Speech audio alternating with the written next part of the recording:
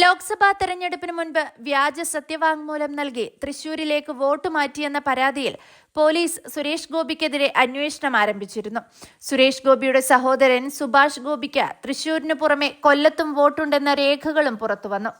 എല്ലാത്തിനും ഒടുവിൽ സുരേഷ് ഗോപി കഴിഞ്ഞ ദിവസം തൃശൂരിലെത്തുകയും ചെയ്തു. തൃശൂർ ലോക്സഭാ മണ്ഡലത്തിൽ BJP ചേർത്ത കൃത്രിമ വോട്ടുകളുടെ വിവരം സംസ്ഥാന മുഖ്യ തെരഞ്ഞെടുപ്പ് ഓഫീസർക്ക് നൽകിയതായി LDF സ്ഥാനാർത്ഥിയായിരുന്ന VS സുനിൽകുമാറും അറിയിച്ചിട്ടുണ്ട്. തെരഞ്ഞെടുപ്പ് കമ്മീഷൻ പ്രസിദ്ധീകരിച്ച അന്തിമ വോട്ടർ പട്ടിക നിലനിൽക്കുന്നതല്ലെന്നും ഫ്രോഡ് എന്ന നിലയിൽ പരിഗണിച്ച് നടപടി സ്വീകരിക്കണമെന്നുമാണ് VS സുനിൽകുമാറിന്റെ ആവശ്യം.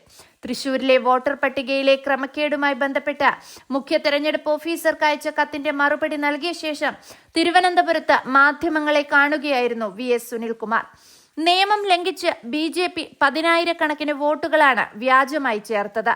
അടുത്ത ദിവസങ്ങളിൽ കൂടുതൽ വിശദാംശങ്ങൾ പുറത്തുവരും. തൃശൂരിൽ വ്യാഴാഴ്ച വാർത്താ സമ്മേളനം നടത്തി വിവരങ്ങൾ പുറത്തുവിടും. കേന്ദ്ര തിരഞ്ഞെടുപ്പ് കമ്മീഷന്റെ സുതാര്യതയിൽ രാജ്യവ്യാപകമായി ആശങ്ക ഉയർന്നിട്ടുണ്ട്. ഈ സാഹചര്യത്തിൽ സത്യസന്ധത വെളിപ്പെടുത്തേണ്ട ഉത്തരവാദിത്വം കമ്മീഷനുണ്ട്. തിരഞ്ഞെടുപ്പ് കമ്മീഷനെ ഉപയോഗിച്ച് BJP ജനാധിപത്യത്തിന്റെ വേരറക്കുകയാണ്. BJPയുടെ വോട്ട് കൃത്രിമത്തിൽ നടത്തിയ പ്രതികരണത്തിൽ സംസ്ഥാന മുഖ്യ തെരഞ്ഞെടുപ്പ് ഓഫീസർ നൽകിയ നോട്ടീസ് നിയമപ്രകാരമുള്ളതല്ലെന്നും VS സുനിൽകുമാർ ആരോപിച്ചിരുന്നു. ഇതിനിടയിൽ വോട്ടിന്റെ വിഷയം കത്തിക്കയറുമ്പോൾ VT ബലറാം പറഞ്ഞിരിക്കുന്ന കാര്യങ്ങളും ഇപ്പോൾ വൈറലാവുകയാണ്. നരേന്ദ്രമോദിയുടെ വാരണാസിയിൽ ബേലുപൂർ വാർഡിൽ B24/19 എന്ന വീട്ടിൽ താമസിക്കുന്ന രാം കമൽ ദാസ് എന്ന ഒരാൾക്ക് 50 മക്കളുണ്ടെന്ന് ഇലക്ഷൻ കമ്മീഷൻ വോട്ടർ പട്ടിക. എല്ലാവർക്കും വോട്ട് ഉറപ്പുവരുത്തിയിട്ടുണ്ട് കമ്മീഷൻ.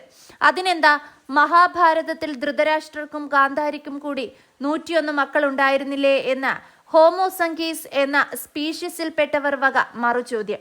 ഇതായിരുന്നു VT ബൽറാമിന്റെ ഫേസ്ബുക്ക് പോസ്റ്റ്. എന്നാൽ ഈ പോസ്റ്റിന് മറുപടിയുമായി ശ്രീജിത്ത് പണിക്കർ രംഗത്തെത്തിയതോടെയാണ് എല്ലാവർക്കും കാര്യം മനസ്സിലായത്. രാഷ്ട്രീയം പറയുന്നത് ഓക്കെ, എന്നാൽ ഗ്വജ്വാറാം ജാനകി മഠത്തിന്റെ മഹന്തായ സ്വാമി റാം കമൽദാസ് വേദാന്തിയെ അധിക്ഷേപിക്കുക, അതിന് മഹാഭാരതത്തെ കൂട്ടുപിടിക്കുക എന്നതൊക്കെ ലേശം കടന്ന കൈയാണ്. എന്തിനിങ്ങനെ വെറുപ്പിക്കുന്നു? കോൺഗ്രസിന് ഹിന്ദുക്കളുടെ വോട്ടൊന്നും വേണ്ടേ? കരുണാകര ഗുരുവിനെ രക്ഷകർത്തൃസ്ഥാനത്ത് വച്ച 244 പേർ തിരുവനന്തപുരത്ത് ശാന്തിഗിരി വാർഡിലുണ്ട്. ഇതേ യുക്തിക്ക് ഈ ഭാഷയിൽ ഇനി കരുണാകര ഗുരുവിനെതിരെയും പറയുമോ? പോസ്റ്റ് പിൻവലിച്ച് മാപ്പ് പറയുകയാണ് വേണ്ടത് എന്നായിരുന്നു പണിക്കരുടെ FB പോസ്റ്റ്.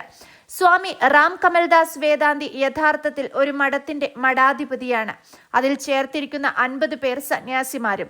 ഇതറിയാതെയാണ് ബലറാം പോസ്റ്റിട്ടതും ഇപ്പോൾ എയറിലായിരിക്കുന്നത്.